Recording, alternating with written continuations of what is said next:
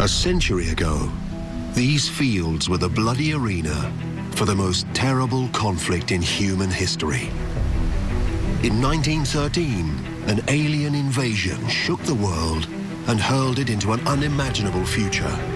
The next 4 years of ferocious combat has forever marked this ground as the land of the vanished.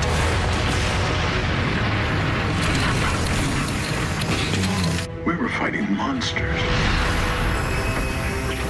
There was life beyond our planet. It went completely against everything I'd been raised to believe. I'm standing feet away from this huge dome. The carpet sticking out of the earth like a half-closed eye.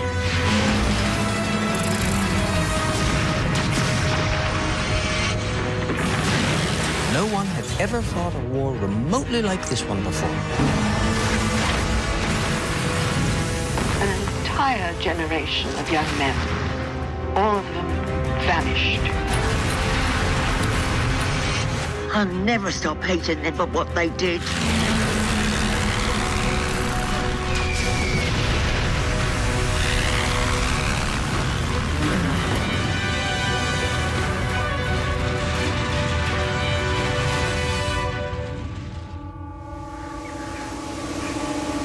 "2013 is the 100th anniversary of the outbreak of the Great Martian War. A conflict unequaled in devastation and often mired in controversy. But the lost legacy of a forgotten hero, unearthed only last year, might just ignite the biggest controversy of all. My great-grandfather, he died about 9 years before I was even born. He was an Anishinaabe man, traditional man, and he kept to himself, so I never really knew much about him at all. Kim Lafon's great-grandfather Gus was a First Nations Canadian soldier. His youth was spent fighting on the Martian front line. His final years were spent in this remote cabin. The things that are inside of that cabin and have been there for years, it changes everything. Everything we know about the war and everything that we knew about the enemy. What Kim found in her great-grandfather's cabin may shed light on a dark warning from our alien invaders. And for this man, it's both a blessing and a curse. Historian Lawrence Hart has spent his entire career attempting to decipher the alien texts recovered after the war. The so-called Martian Code. He believes Gus Lafon's obsessive study has cracked the code and finally given a voice to the alien invaders. I've been intrigued by the mysteries of this impenetrable alien text. And though a lot of people have tried, no one has been able to break what they call the Martian Code. For Hart, the revelations hidden within the Martian texts cast the invasion in a shocking new light. They confirm a threat he has long suspected. On its 100th anniversary, we expose the truth behind the Great Martian War. We finished it, we killed the bastards. But I don't know. When I close my eyes, I don't feel it's all over.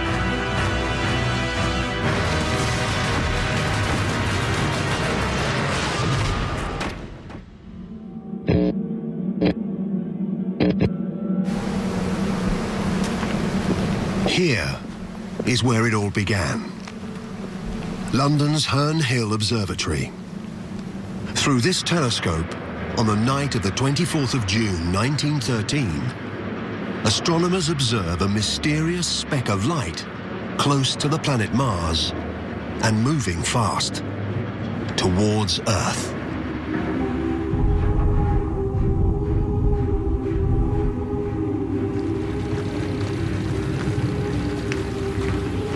Two days later, the world would change forever. An enormous shockwave emanating from a single blast point is felt all across Europe.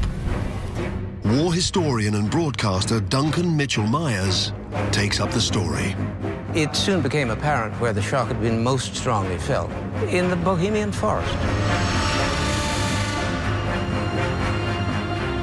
This forest at the center of the blast is deep within the German Empire. Relations between Germany and its European neighbors have been tense for many years. And with the observations from Herne Hill going unreported, everyone jumps to a very dangerous conclusion. This looks like the beginning of the rush to war that everybody's been expecting. The Kaiser angrily denies German responsibility. He orders his troops into the Bohemian forest to uncover the truth. The men enter the area on July the 3rd.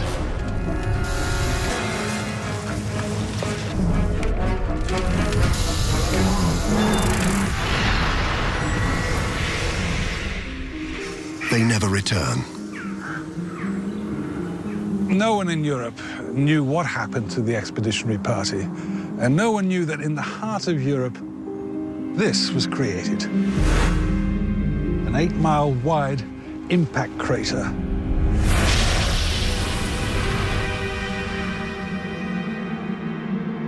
No one knew until the morning of July the 9th, when a telegram was received in all the capital cities of the world, and it was from Berlin. His Majesty the Emperor, in the name of God, the fatherland, and the German people, begs the assistance of his brother nations. Germany is under attack by assailants not of this earth.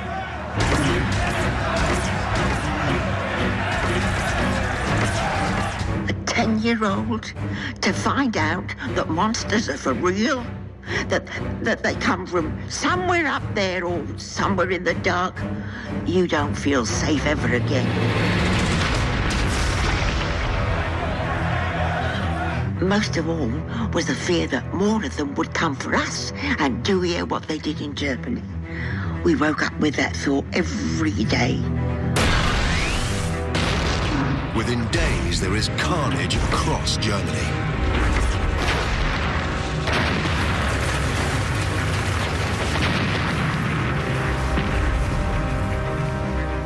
It was totally unstoppable. Frightening ease, one by one, the great cities fell.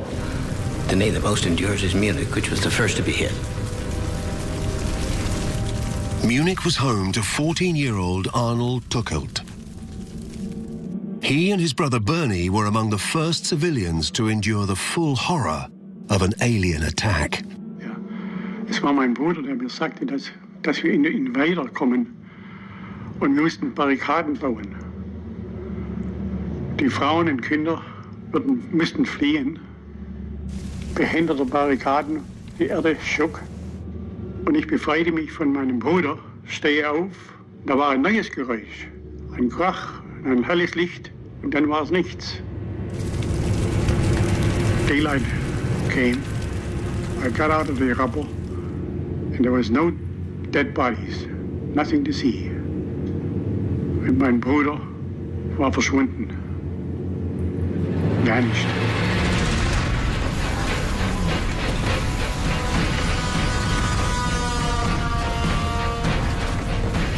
Within 4 days, civil society in Germany has essentially collapsed. The alien invasion shows no sign at all of slowing down. And people in other European countries realize that they have to act, and fast.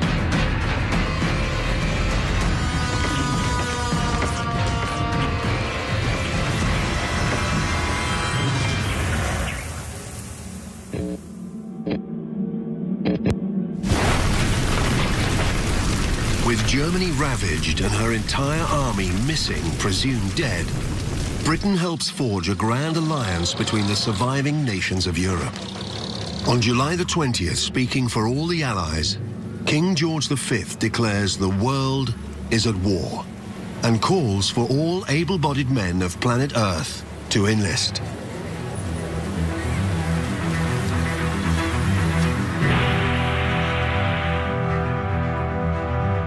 The call is answered. Britain and its colonies lead the way.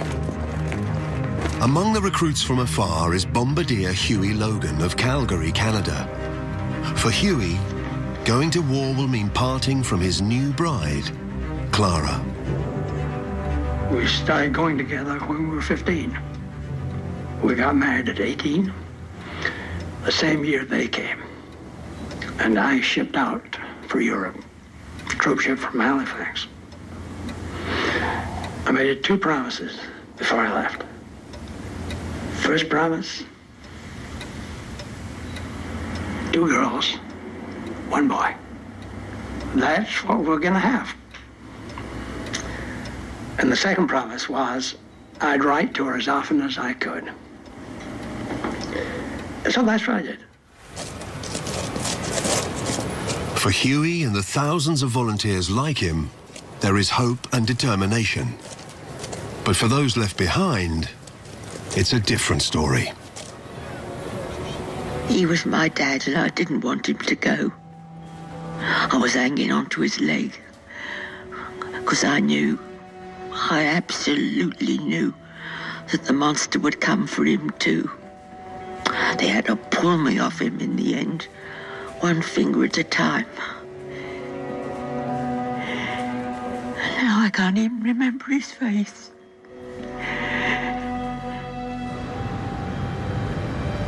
It's a month since impact, and humanity is mobilizing. Little is known of the origins of the alien invaders, but as the speck of light that signaled their approach was first seen beside the red planet, the enemy gets a name. The Great War against the Martians has begun.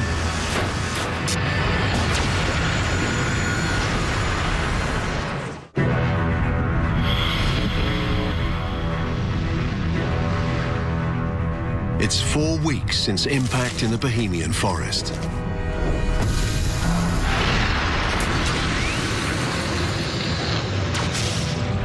An alien invasion force has annihilated much of Germany and is pushing across Europe.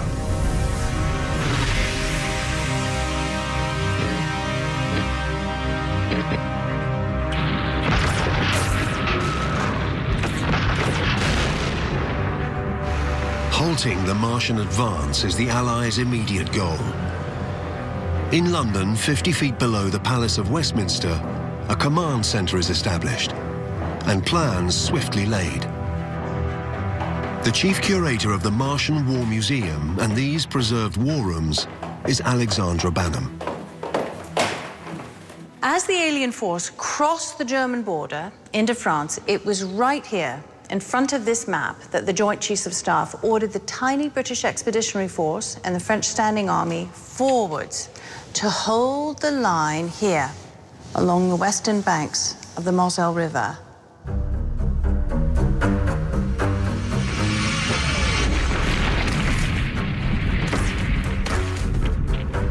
Among those awaiting the terror of the alien attack is a young English stretcher-bearer, William Payne. His diary contains some of the earliest descriptions from the Martian battlefront. It is a complete personal account of the entire war, and it is undoubtedly one of the most important artifacts in this museum's possession. You can see that the date is August the 2nd, 1913. Dawn. Through the mist, towering shapes emerged. Not creatures, but machines. I whispered to God for mercy, and in response, our artillery exploded to life. Within moments of this opening Allied barrage, the alien army responds.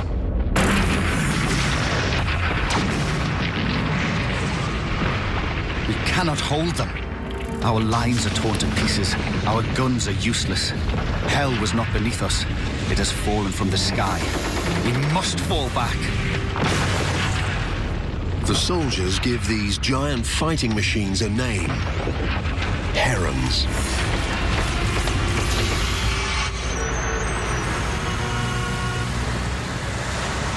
There were two components to these machines that became immediately apparent to the Allies. Firstly, they were entirely protected by an energy shield. This was the first introduction that we had had to the many uses of dark energy particles.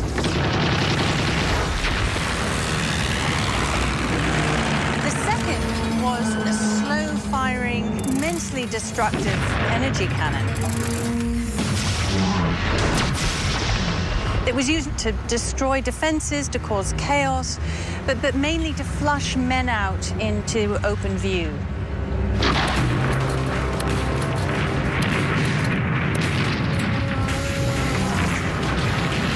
Each Heron is shrouded in a toxic cloud. Combat troops are soon issued with gas masks. But civilians must make do with crude, homemade versions. For frontline soldiers like Jock Donnelly, protection came at a price. Well, you can't see a thing, and you can't talk to anybody. It's just you. And you're sitting alongside 50 other guys. But you're alone. There's nobody.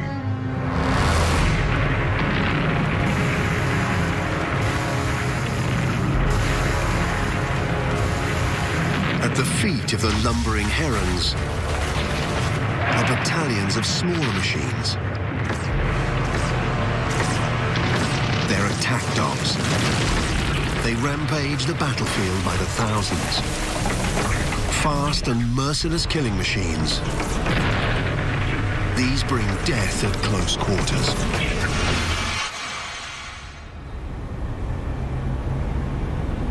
This was their infantry division, and they were quickly named the Iron Spiders. And they were wielding a weapon from here. You can see it reconstructed. That was like nothing that had ever been seen. These were the ribbons of death. They snare us, entwine us, stab us, skewer us, strangle us, tear us in half, still alive. The worst were the night raids. The spiders would sneak across the no man's land and hover over us, and the ribbon would descend. I knew we couldn't move because any movement would be certain death when the spiders are around.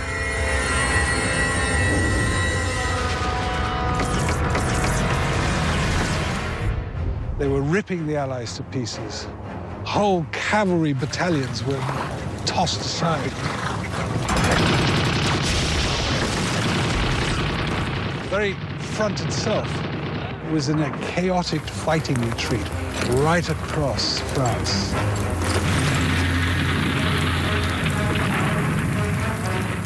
On the 19th of August, General Sir John French wires Downing Street, and he tells them that the alien force cannot be stopped. That Paris will fall, the continent is lost, and the only thing Britain can do is prepare for imminent invasion.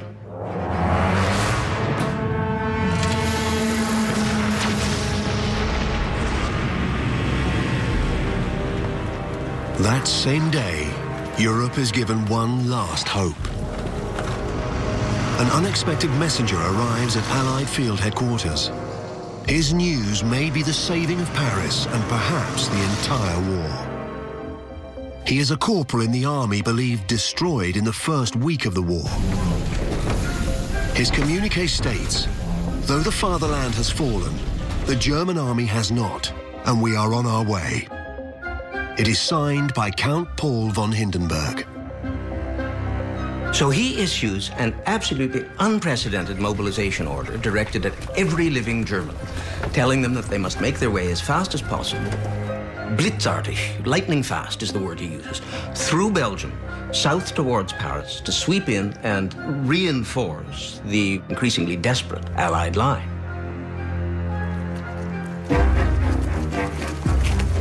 Germans head for France in huge numbers.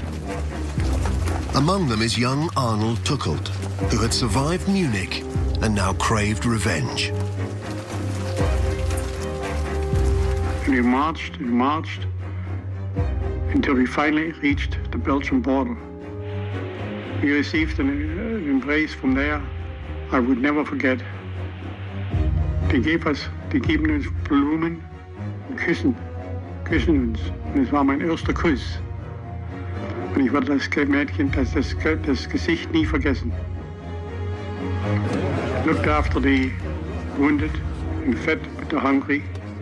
And the Belgian men joined us and became our brothers. Over the next few days, wave after wave of German troops joined the Allied line, and by August 29th, the alien army had come to a standstill. And a communique arrives upstairs stating that the attack had been halted.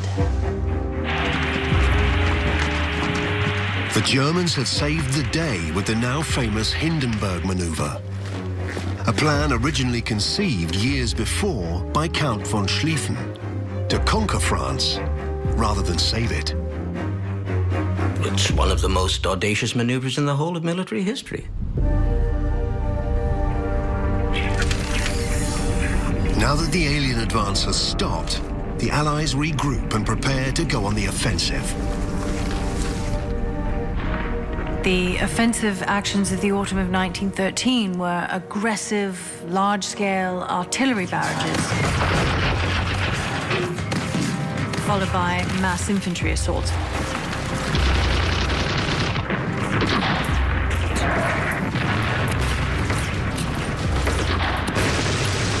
What the Allies were trying to do was outflank the alien army and, of course, press home the advantage in numbers. There was a real belief here that at this point, victory could be achieved by Christmas. Waves of new recruits are arriving daily. Among them is a minister's daughter from South Wales, Nerys Vaughan. Her post-war account of life at the Martian front, Anthem for the Vanished, would come to embody the fate of a generation. And how did it feel heading for war?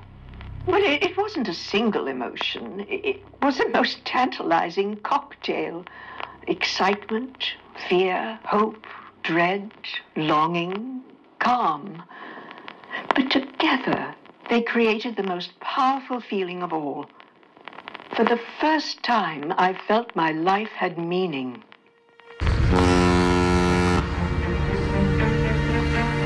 Another young volunteer was also disembarking in France.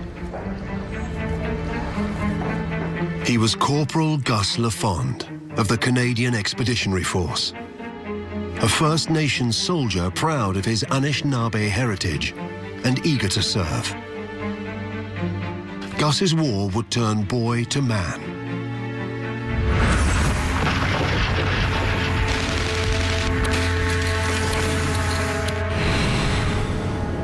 He drew on legends from his warrior ancestors to try and comprehend the unimaginable horrors he saw.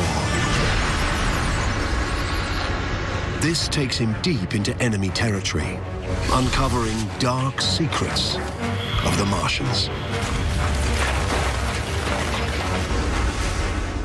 A lone voice, lost in the horror. Yeah, exactly. That's exactly who he was.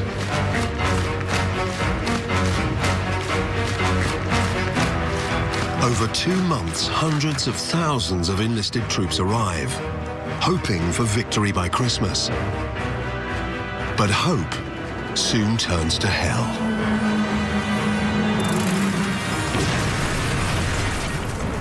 one of the offensives in the autumn of 1913 was successful. Every attack was repulsed. And the Allied casualty list just got bigger and bigger, along with something else. The battlefront itself was now of an unprecedented size. And it was growing, and growing, and growing. It's about to get worse. Out in the dark, the Allies encounter a third type of alien machine and confront the grisly mystery of their vanished comrades.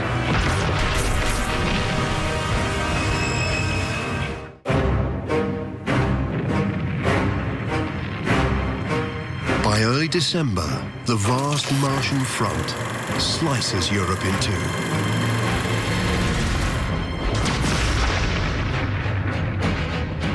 The herons and spiders are holding their line, repulsing every Allied attack.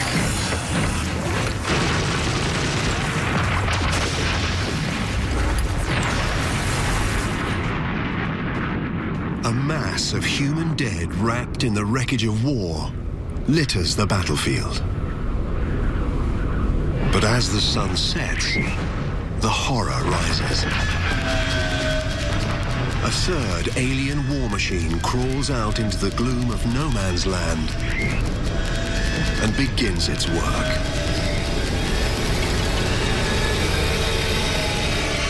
It was the threat of what these machines were doing during the hours of darkness that occupied the thoughts of so many of the men. Not one of us can sleep. Not when those fiends are moving beyond the wire. The mere thought of them, of what they're doing to our dead and wounded, fills every living man with dread. The men called them lice, and there were thousands and thousands and thousands of them.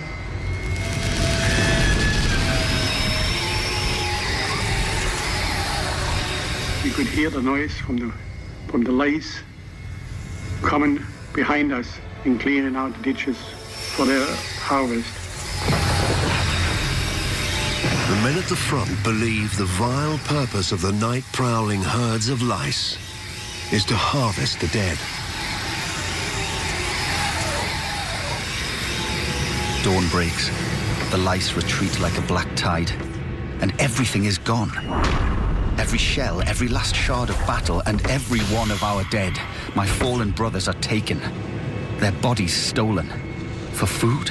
For few? We hardly dare imagine why. But this is why those devils are here. They came for us.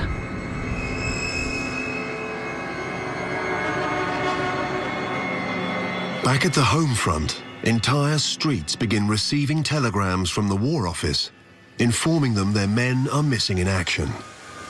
These missing men become known as the Vanished. It was the first telegram I'd ever seen.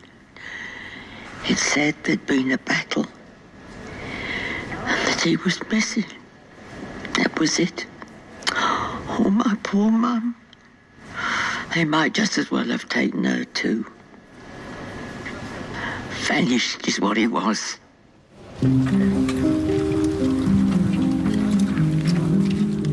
By now, Gus Lafond has been on the front line for 3 months.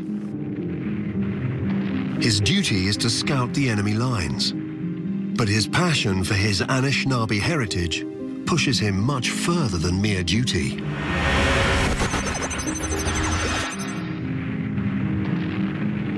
Unlike his comrades, Gus ventures behind the enemy lines and into the monstrous alien camp itself. Here, he begins to count coup.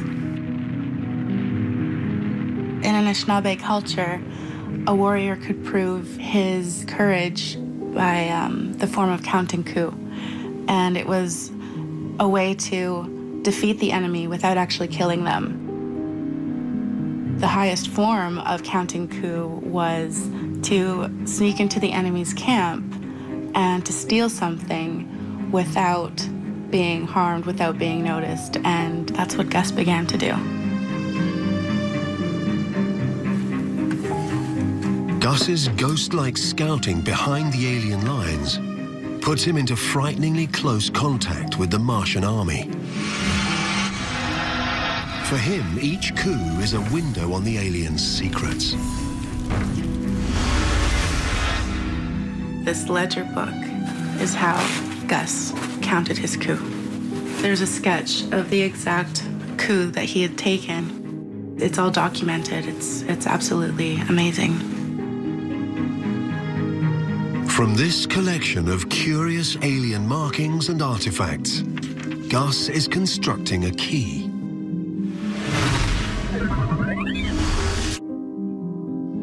A key that Lawrence Hart is now using to crack the Martian code.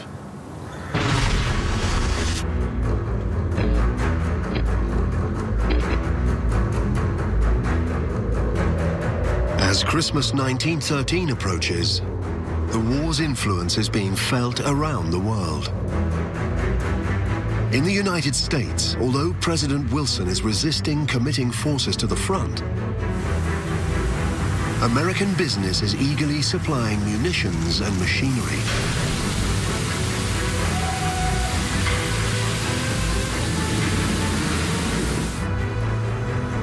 Never were the transatlantic shipping lanes so busy. A marked contrast to affairs on the Martian front. By December 1913, all activity on the line has come to a complete stop. Both Allied and alien, their earthwork systems had gone completely silent. And everything remained that way until Christmas night.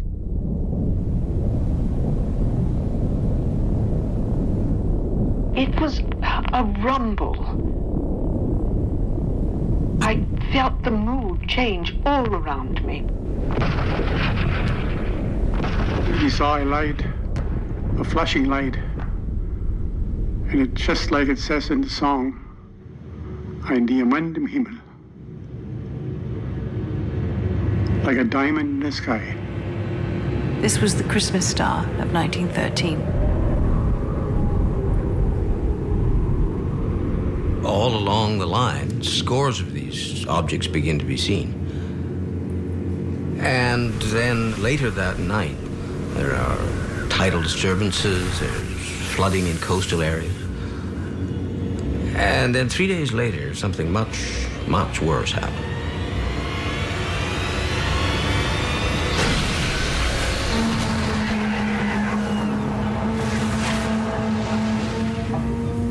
The war has moved beneath the sea. The Christmas lights were colossal machines launched from deep within Martian-occupied Europe.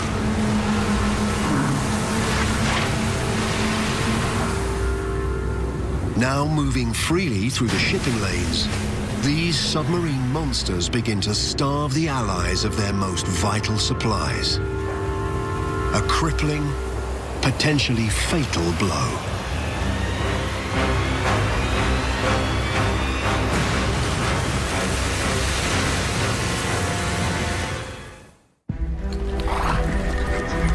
Throughout 1914, the savage conflict rages. Desperate refugees flee the shattered cities. Victories are bought at huge cost, then stolen back within days. Other than terrible losses, we'd achieved next to nothing. And slowly but surely, the notion of a swift victory had died.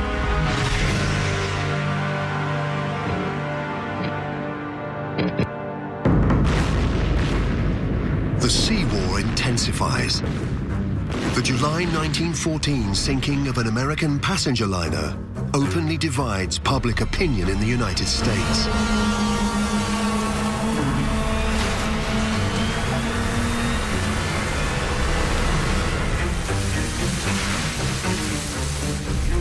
President Wilson remains adamant that while the Americas are free of Martians, US troops stay home.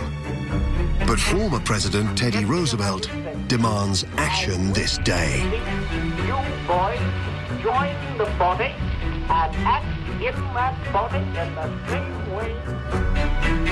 Roosevelt gets the permission of Congress to raise a volunteer force to fight on the Martian front. But Wilson uses his presidential powers to stop the troops shipping out. Now Roosevelt is enraged. He travels the country to drum up support. It works.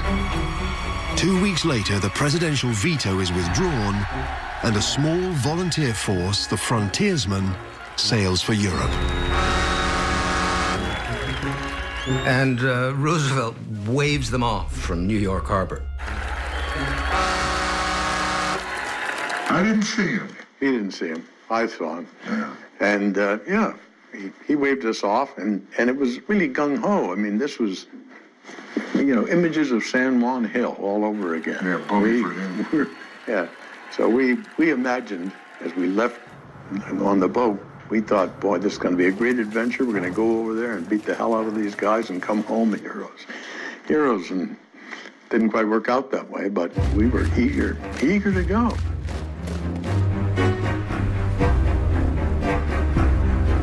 In autumn 1914, Corporal Gus Lafond finally pushes his luck too far and is severely injured. Lawrence Hart believes an entry Gus made in his notebook while recovering shows he had spotted a Martian strategy Allied command had missed. Here it is. Here's what he wrote. Kigi batenda mikome, nisha mikadieng. That's Anishinaabe Moen.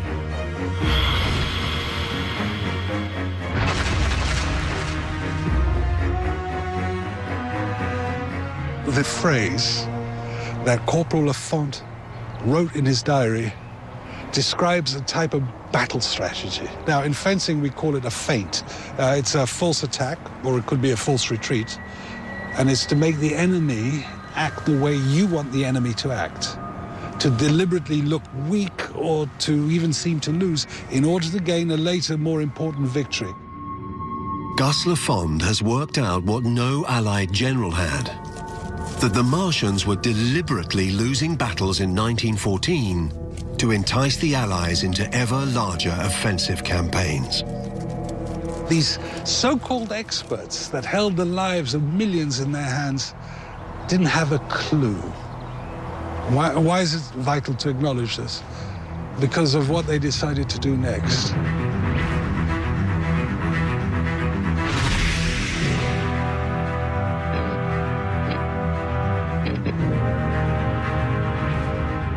By 1915, the chiefs of staff are under huge pressure to deliver a definitive victory.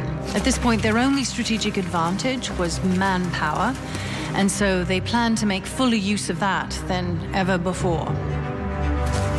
The Allies' plan, a simultaneous attack along the entire Martian line.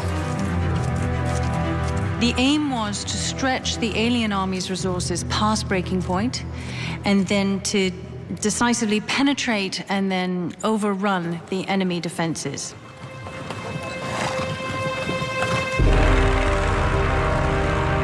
With this great push looming, aerial reconnaissance units and French spotters deliver disturbing news to their masters. Legions of Martian reinforcements are moving towards France. The success of an all-out offensive is now in grave doubt. The Allied command is in a difficult situation. But to do nothing and just let the alien reinforcements arrive? Well, that would have been madness. They had to make a decision. They had to act quickly. A controversial decision is made to bring forward the push by 1 month. The war at sea had already compromised their ability to move troops and equipment that they deemed necessary. And now they moved the attack from June to May. Total, utter folly.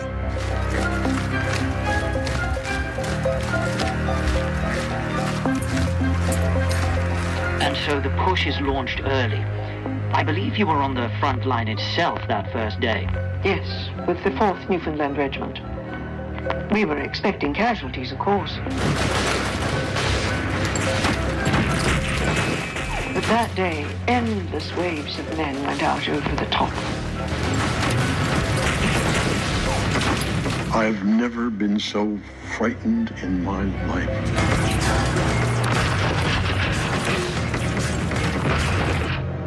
My heart just jumped right out of my body. These were horrible, horrible, horrible things. And you were scared to death to think that they were going to get you and tear you to ribbons.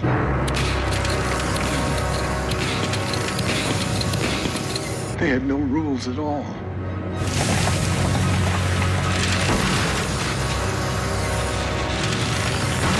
We saw almost nothing, but we could hear it all while we waited. The guns, the shells, the deafening machines. But through all that noise, we could still hear the screams.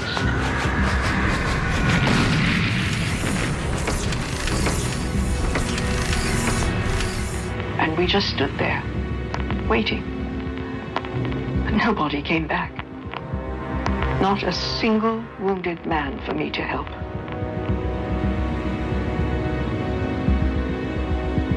Did you know that on that first day, over 850,000 men went out into those fields? And at the end of the day, they were all gone. After 3 weeks, the High Command calls the push to a halt. In that time, 3 million men had vanished. They had no idea how their actions were actually aiding and abetting the aliens. They had no perception of what Corporal Lafond had realized. They had no clue. The terrible news of the push reached Gus in hospital. As the scale of the disaster became clear, the normally analytical pages of his notebooks are scrawled with sketches of an all-consuming monster. The creature he drew is from Anishinaabe mythology, a Wendigo.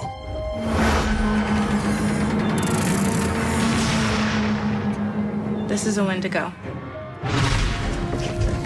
And its sole purpose is to take as much as it can, and it will stop at nothing. For the Wendigo, the bigger it gets, the more it wants to eat.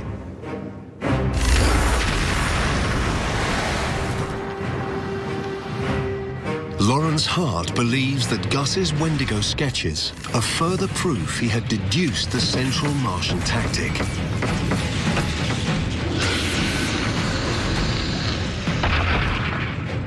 That they were relying on Allied command to make mass attacks, with the lice deployed to harvest and directly feed the alien war machine.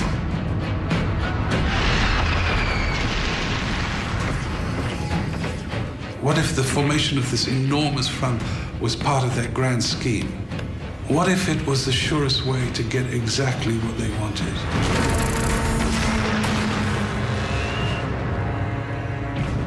The abject failure of the push and the relentless consumption of men and resources cast doubt upon the Allies' leadership. The government back in Britain is finished. They were in an impossible situation. No one had ever fought a war remotely like this one before. Something had to change.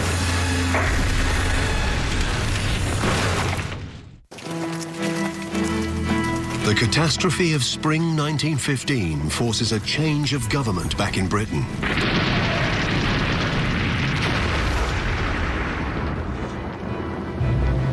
Younger, more progressive minds demand a fresh approach.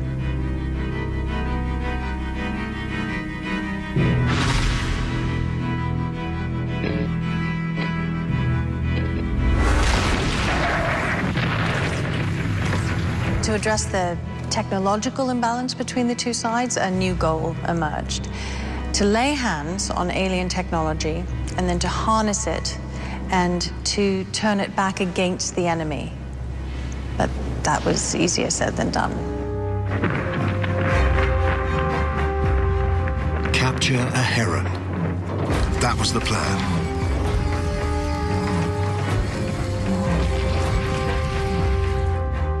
At Saint-Jean-Capelle on the French-Belgian border, tunnels are dug in secret all the way under the Martian line. Crammed with tons of explosives, the blast is designed to take down one of the Martians' ultimate killing machines. This mission impossible would hinge on an elite force of 3,000 men racing in to salvage the downed heron before spiders arrive. Huey Logan was one of those men. Oh, it was an honor to be selected, no doubt about that. A great honor. And it was absolutely terrifying. We were scared to death. They hoped to destroy a 5-mile section of the alien line in a single blast.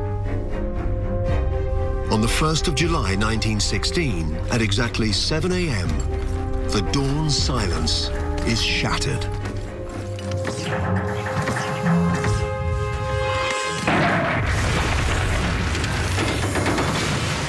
The blast, it just knocked the wind right out of you. They said they could feel it all the way in London. At least one heron is down. But could it be successfully retrieved? 3,000 men will have to go tearing across 400 yards of blasted, shattered fields of mud. I pulled myself up, grabbed the sides of the ladder, climbed up, and over the parapet.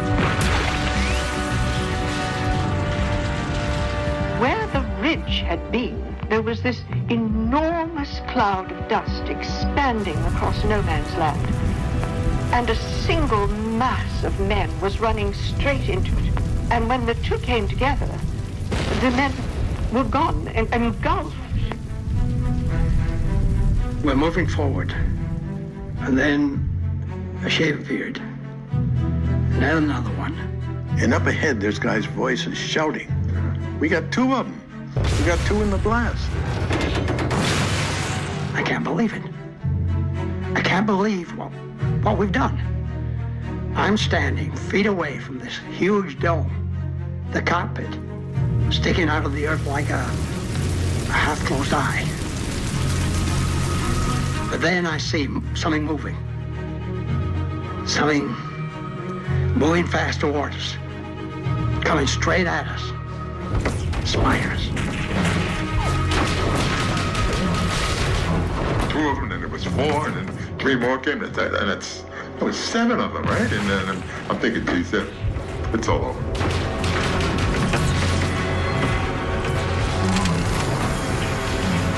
With the herons down, the spiders have lost their masters. And the war takes an unexpected turn.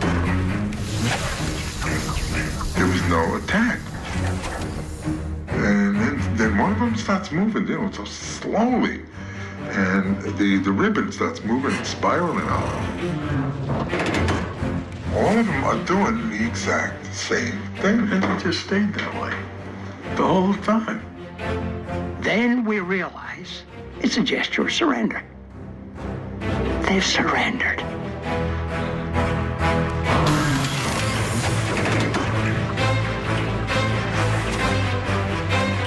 I looked, and I saw coming out of the dust cloud the 2 heron cockpits carried by those 7 machines.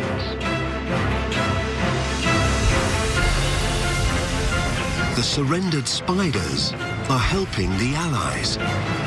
They are carrying the heron cockpits back to the Allied line. Dear Clara, remember that race I wrote you about?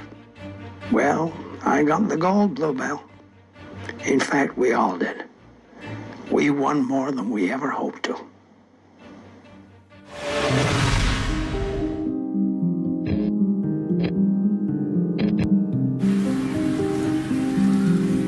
News of the triumph quickly spreads. And when the captured Heron cockpit is opened, at last, the people of Earth know the face of their enemy.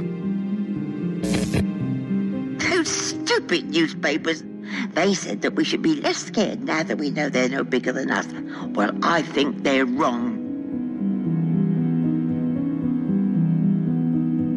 Almost disregarded alongside the creature in the Heron cockpit are the first of many alien texts. They are sent to the code breakers as all attention turns to the unopened spiders.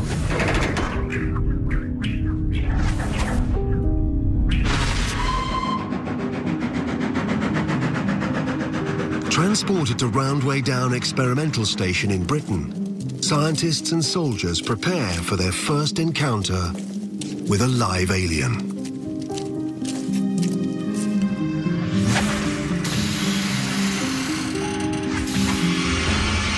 Of course, there was no encounter. For the soldiers positioned here, directly underneath, they were the first to see clearly that, unlike the Heron cockpits, there was no pilot inside. In fact, there was nothing discernibly living at all. This unexpected mystery is followed by the gravest of discoveries. One that would finally reveal the fate of the Vanished and damn the High Command's entire war plan. It begins when Roundway Down deduces the composition of the alien machines. This piece is a piece of Heron cockpit. And these pieces from 2 of the 7 surrendered spiders, they're all made from metals and alloys which are abundant on Earth. I mean, iron, steel, lead, copper, tin. In other words, Roundway Down realized that the majority of the alien war machines had been built after they had arrived. And that was when the activities of the Martian lice on no man's land began to make a dreadful new sense. The long-held belief that the lice are harvesting the bodies of the dead is silenced by a shocking truth. In fact, all along, there had been something of far greater worth to the aliens. The thousands of tons of shells and bullets and materials of warfare that we have been depositing on the fields of the front every single day. The aliens built their killing machines with metals carried into battle by the Allies. Every shell I ever fired only ever made them stronger.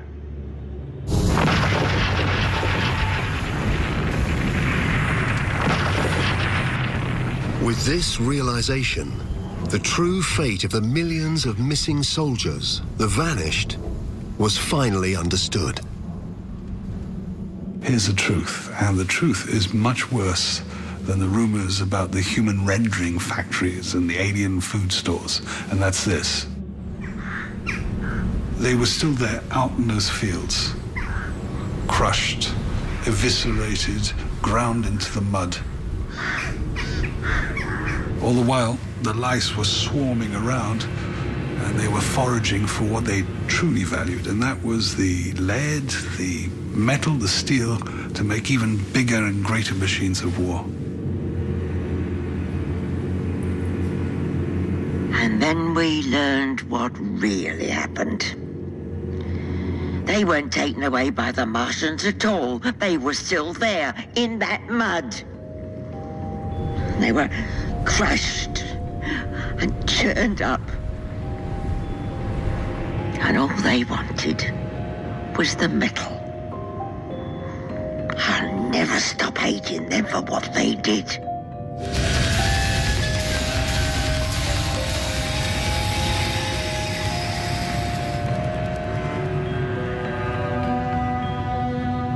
These corridors, under the Combined Allied Commission for the Vanished, bear mute witness to the sheer numbers who died. Look, in each of these boxes, 34 files. Each file is a human life lost in the war, and there are 27 miles of corridors.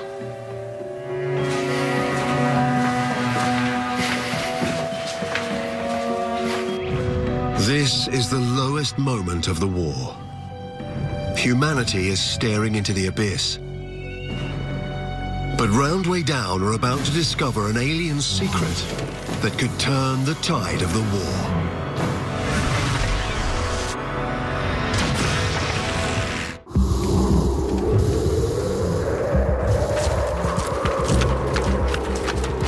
Across Europe, the mood is dark. But at Roundway Down, there is a breakthrough.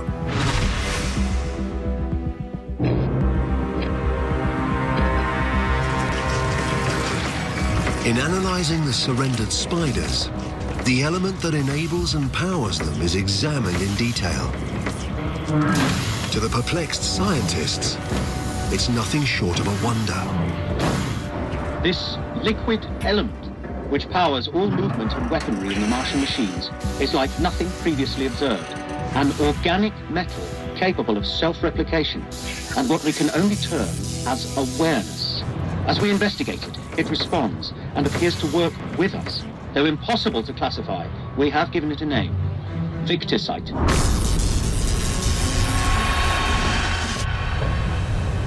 The discovery is a lifeline. The order immediately goes out to turn the wonder material Victicite back against the aliens. There were profound philosophical questions to be asked about Victicite. Its nature, its properties, but all that was left by the wayside. Why? Progress was being made.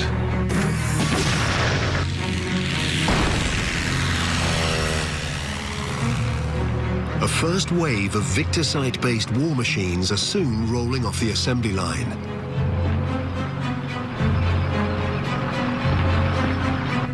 Including an all-terrain fighting vehicle called a landship. They are swiftly tested, made frontline ready, and in October 1916 deployed.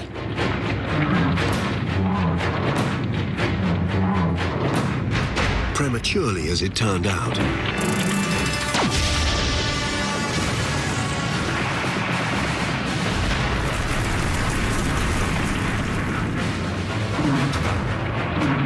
Usually mean we were hasty, and it ended in failure. But it was an encouraging failure. We had successfully engaged the alien for a while, and it was only his overwhelming superiority in numbers and really bad battlefield conditions that proved too much. So there was ground here for real optimism.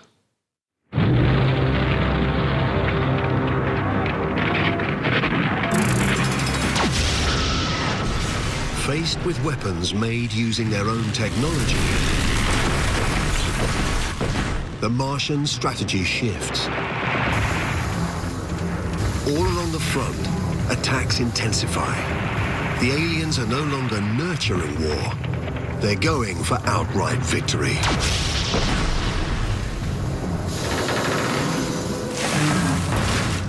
Then, on November the 5th, Allied Command's worst fears are realized.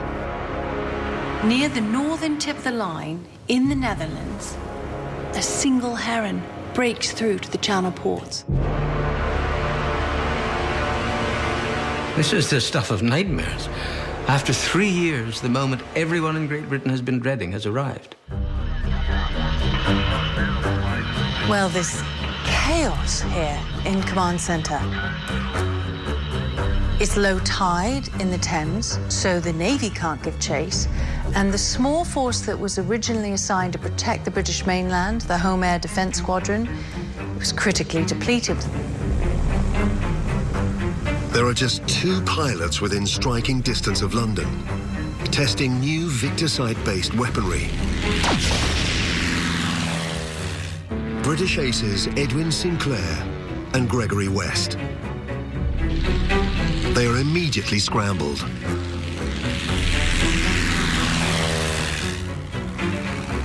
As the invader advances up the Thames estuary, Warnings spread throughout London, and anti-alien batteries in Regent's Park take up position. Now, most people flee westward, away from the danger.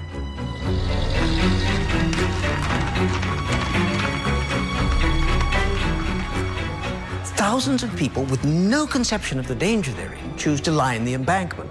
The police are issued with rifles, but as they attempt to drive the crowd back, a silence suddenly falls as a shape peeps into view.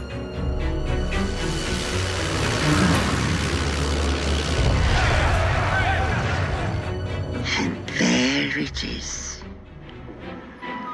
Do I run? Do I? Hell, I run straight at it.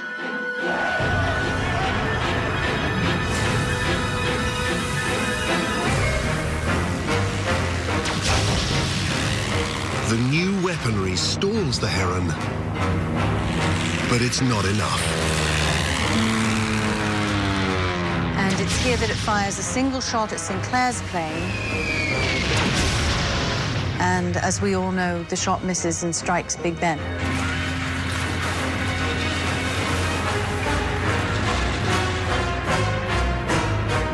But help is on the way. A third aircraft is coming in. It has followed the path of the Heron all the way from the Dutch coast. In the cockpit is a young Hungarian aristocrat, Count Laszlo Ondrzejowski, and he is about to become the most famous man in Europe.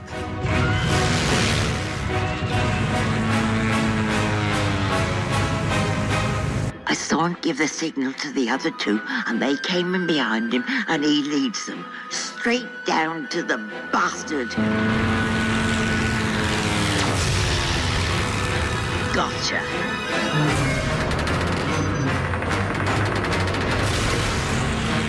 The expertly coordinated fire had broken through the Heron's shield.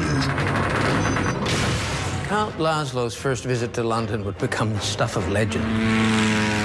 And as for the brief footage of the falling Heron, that would be replayed again and again throughout the entire world. It was of immense value for public morale. Of greatest importance, of course, was what happened in the aftermath. The London crowd, baying for blood, descends on the fallen Heron. Then we're running onto the bridge, and there's fire and all sorts falling on top of us, but we don't care because we're so busy tearing at the cockpit. And I want to do it too, because I want the same as they want. I want to be the one that finds him and rips him out of the wreckage. Then there's a surprise. I see him, and he's alive, wriggling like an eel on a hook. And then he sees me, and he's scared. I know he's scared of me. And then the police come racing through on their horses, and we're all forced back on the bridge. The mounted police clear the crowds and escort the living alien as it's rushed to Roundway Down. But within minutes of its arrival, the Martian pilot is dead. Any initial disappointment vanishes during the post-mortem, because here, Roundway Down make their key discovery of the entire war, and it's immediately classified most secret.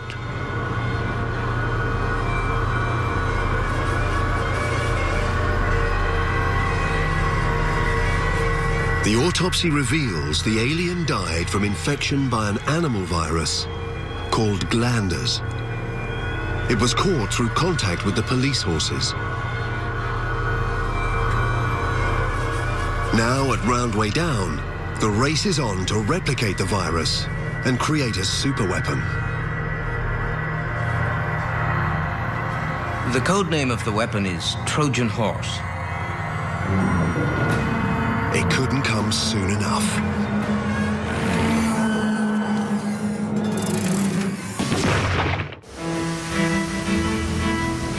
After 3 years of crippling war, the Allies have found a virus lethal to the aliens. But the Martian attacks are intensifying on land and sea.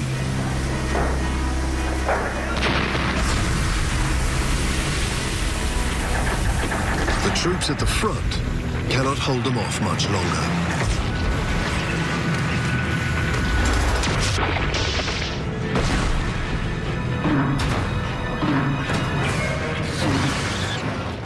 He seemed indestructible. I remember one of them, there was this guy next to you. Foot comes down and crushes this guy. Like leaves on the sole of your boots. I mean, how do you beat something like that? We needed something and we needed it fast.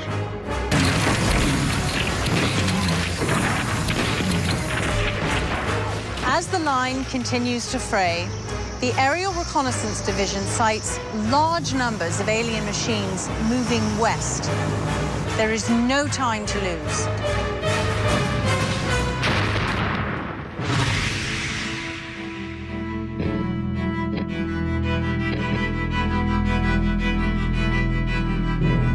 In January 1917, a solemn report is delivered to the Allied leadership. It is with the heaviest of hearts we must conclude. Within the next 6 months, the total breakdown of our defensive line on the Martian front is a certainty. Just 9 days after this statement predicts the fall of Europe, 3 American naval destroyers returning to New York are sunk off the Gulf of Mexico. You do know there weren't any actual sightings of alien machines, just distress signals and garbled messages about coming under attack.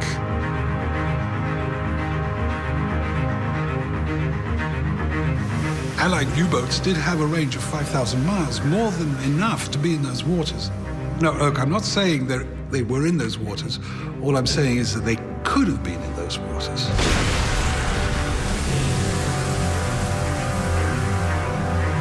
Aliens or allies? The debate still simmers as to who was behind the attacks. What is certain is hysteria took hold on American streets. Roosevelt's pro-war supporters besieged the White House.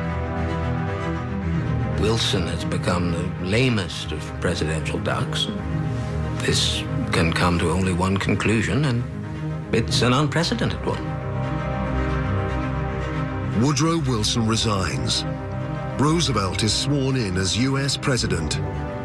And on the 17th of February 1917, America finally enters the war against the Martians.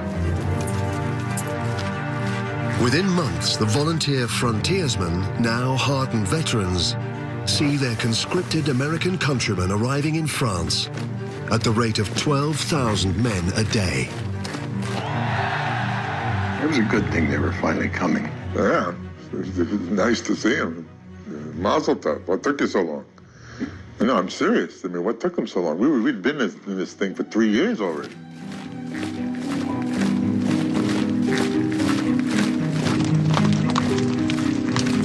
With this massive injection of troops from the States, Allied command prepares for the endgame.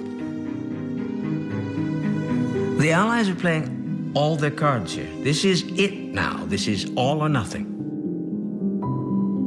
Immediately after the Westminster alien's death from infection, Roundway Down begins mass-producing the Glanders virus. They must now deliver the weapon to the enemy. The risks to humans are uncertain, but for High Command, there is no alternative to biological warfare on the Martian front.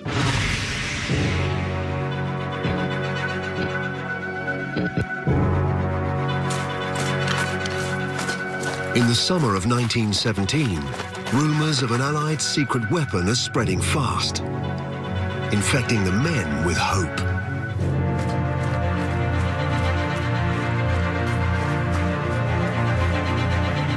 It hardly seems possible, but I feel it like a fire inside me. After 4 years of losses, 4 years of blood, of agony, of endless murder, we can win.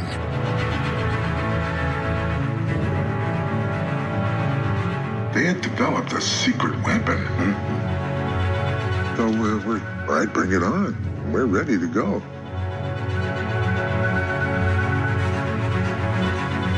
No one knew what it was, but we believed that it could help us win.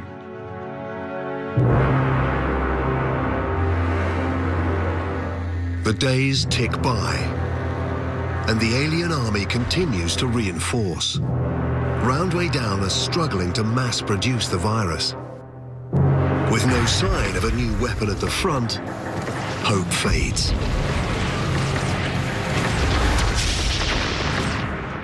You know, I mean, each day, there were 1 million spiders creeping closer. And then every day we're saying, okay, where's the weapon? They were only 50, 40, 30 miles away, and still nothing. And then we were told that we were going into battle in 3 days. And now there was no feeling at all. Because we knew nothing's coming to save us. Nothing.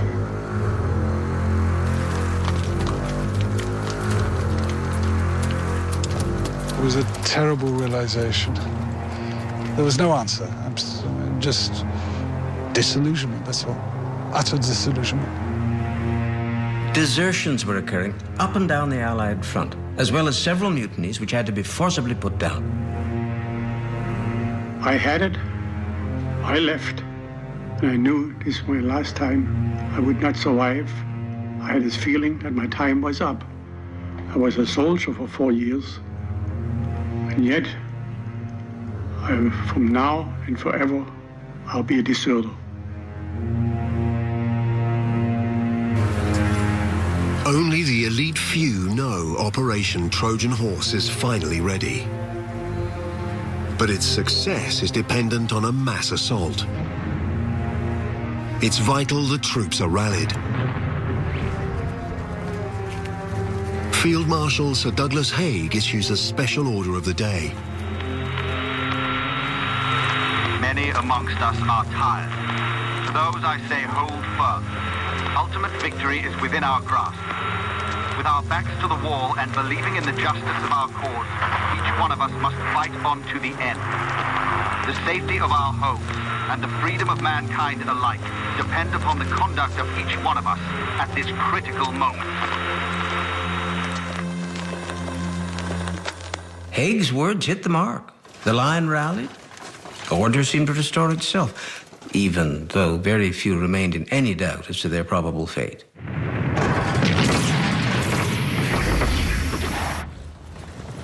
The night before the last offensive, William Payne leaves his diary in a field hospital. The final entry is addressed to the young nurse he had long admired. You bestow 1,000,000 kindnesses upon men you know not and never see again. Perform one more for another. Keep this safe as if it were my heart. At 7 a.m. the following day, the largest military offensive in human history begins.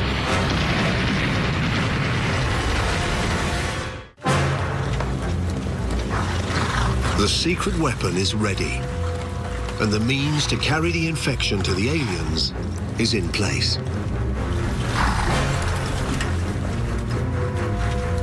Great herds of glanders-infected horses are waiting, massed in vast pens along a 50-mile line.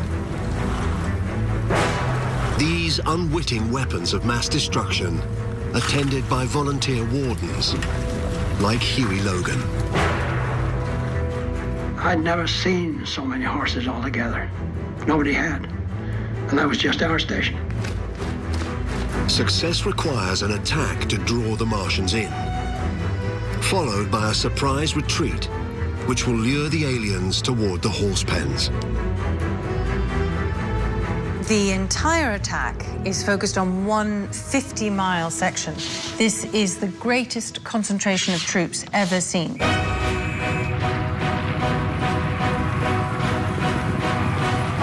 The entire army is thrown against the alien legion. The results are predictable. The Allies take horrendous casualties.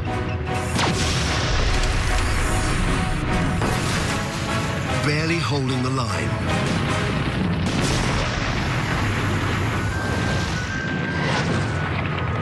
Then the order goes up to pull the trigger on the secret weapon. They suddenly turn and begin a full retreat. The Martians give chase, annihilating everything and everyone in their path.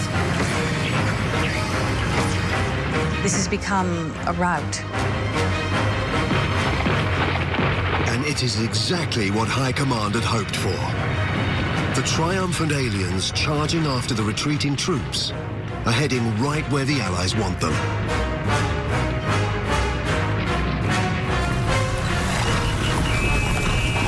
The whistles sound and the wardens open the gates, sending thousands of infected horses stampeding through the ranks of retreating soldiers towards the Martians.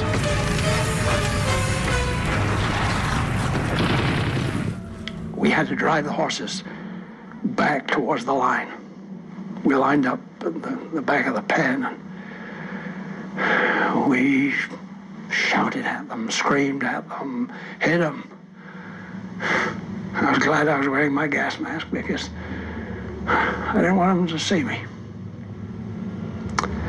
And once they panic, they'll all go in a herd. Even the old cart horses, they'll get the scent in their nostrils and they'll follow too. And that's what happened. Bang. Away they went at full gallop. Right into that fury, that hell.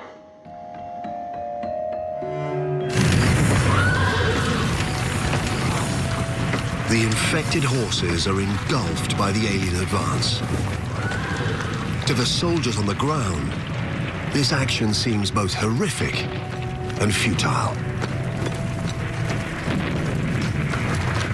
The alien force resumes its pounding action towards the coast, without any clue that the fatal blow has already been struck and that the day and indeed the entire war are finally ours.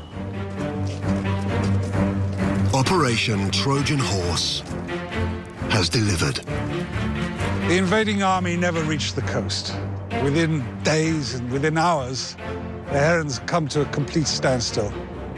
In each of the cockpits, the lone pilot is rapidly dying. The symptoms are always the same. Frothing at the mouth, grossly swollen respiratory tract, and in their single lung, fatal accumulation of fluid. Simply put, they drowned. 2 days later, the Allies proclaimed victory around the world.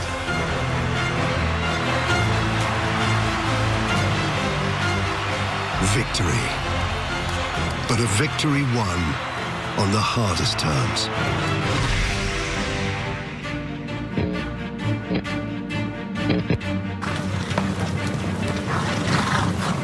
$2 million were lost. No, let me be quite clear about that. That's 2 million that Allied command were willing to lose. It was an immense price. But it was the price that was necessary in order to induce the deep systemic infection of the alien that was needed for us to win. In the immediate aftermath of the war, the infected horses and millions of refugees struggled to survive in the ruins that was once Europe. In the squalor, the glandus virus spreads. As it does, it mutates and soon becomes an airborne contagion that easily infects the mass of susceptible humans. Over the next 5 years, the death toll from Martian flu would reach 100 million. One casualty is young Clara Logan. She died in 1920. It was nearly the end of it. She was one of the last it took.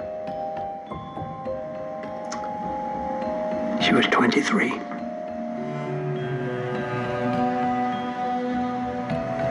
Was it me? Was I one of the guys that brought it back?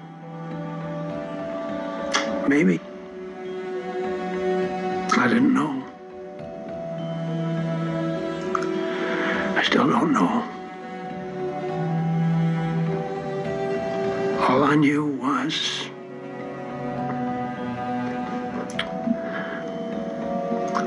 she was gone.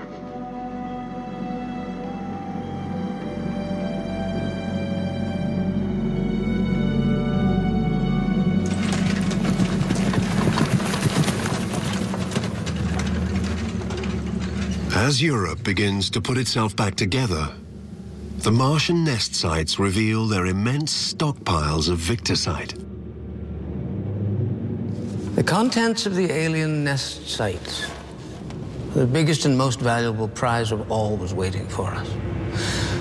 The vast quantities of victicite presented humankind with enormous possibilities.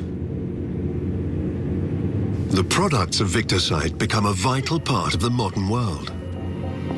This organic metal, with its ability to perceive and respond, opens up a technological gold rush.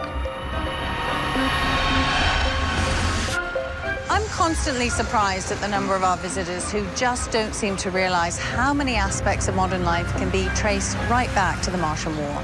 That so many advancements that we've had in telecommunications and engineering and science, medicine, even in travel, they can be traced right back to this time, to them.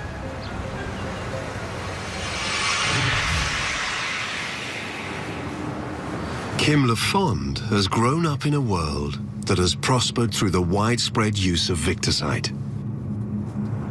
But the key to the Martian code she uncovered in her great-grandfather's cabin is set to question the benefits of this progress. Kim may have lifted the lid on a warning.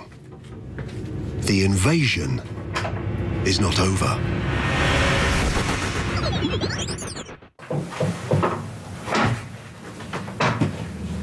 My family, at some point, we forgot my great-grandfather. I was born 9 years after he died. And 21 years later, I came here and opened up that trunk. The things that he learned about the war, those things survived. They remain in this book, and they were here for me to find.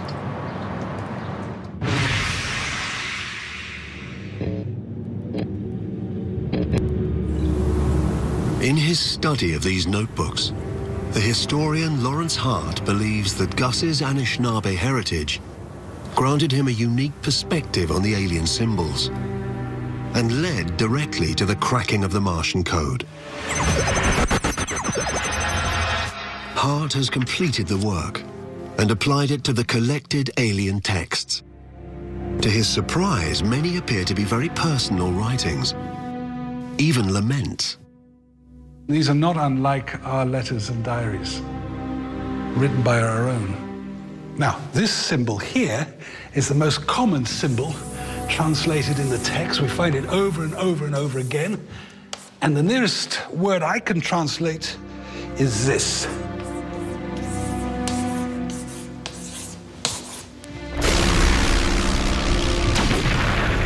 But most extraordinary is a text recovered from the Westminster Heron. Hart is convinced it wasn't trying to obliterate London, but offer a warning. These are some of the key symbols that make up the text. Now, this first row here, the alien describes himself as a warrior that represents all warriors. Now, here, he says that he has been deceived like we will be deceived. Hart believes that the deception described by the Westminster alien is that their race was itself once invaded and infected by a parasite. The same parasite that drove them to invade Earth in 1913 to infect us. The text goes on to recount how a long time ago in their history, their planet was invaded by an alien species whose technology was powered by this symbol here, a thriving metal that feeds on life. The strange metal material described in this translation, Hart believes is victisite. Victisite has long been recognized as a form of life in its own right. So ask yourself this: what is a form of life that takes possession of another species, that modifies its host behavior to dispense itself in even greater numbers? What else, if not a parasite? For that is precisely what victisite is.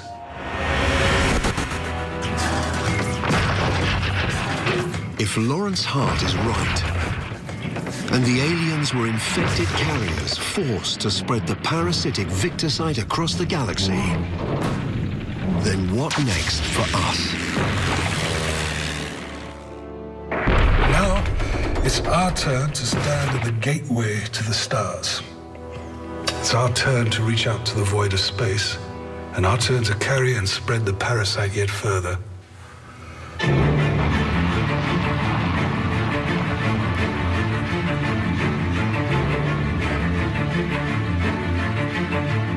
How can you win a war when with every blow you land, you're only making the enemy stronger?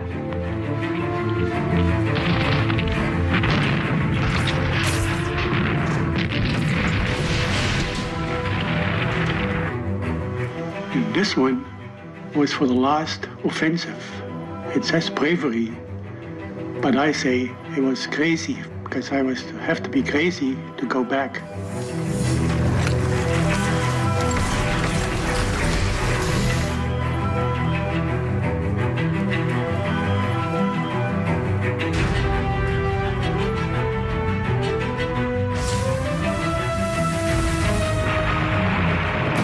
We just volunteered. But you know the first thing we learned when we were in the Army? Never volunteer for anything.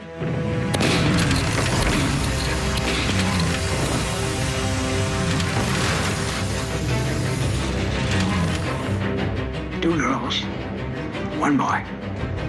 That's what we're gonna have.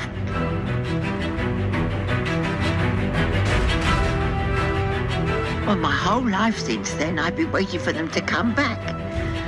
But I don't know. I don't believe they ever left.